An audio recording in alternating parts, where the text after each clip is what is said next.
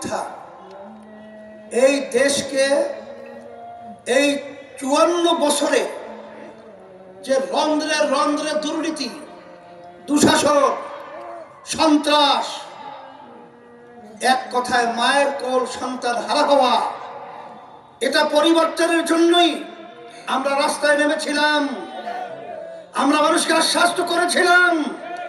এই জন্যই আপনাদের এই কলাপাড়াতে মুস্তাফিজুর রহমানকে এই সমাজ পরিবর্তনের জন্য প্রার্থী হিসেবে ঘোষণা করেছিলাম।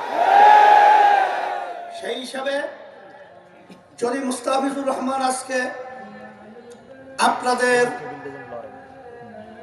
12ই ফেব্রুয়ারি জাতীয় নির্বাচনে তিনি যদি বিজয় হতে পারে, আমি দ্ব্যর্থহীন কণ্ঠে বলছি যে আল্লাহর রহমতে আপনাদের মুখে আল্লাহ হাসি ফোটাবে।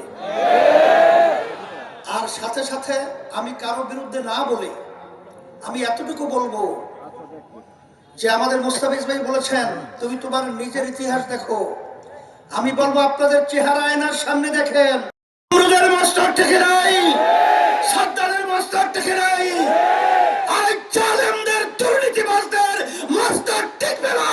12 তারিখ উৎখাত হবে, আপনারা বিজয় হবে ইনশাআল্লাহ। যেহেতু নামাজের সময় হয়ে গেছে, আমি আর কথা বেশি লম্বা না করে আমি সংক্ষেপ বলবো।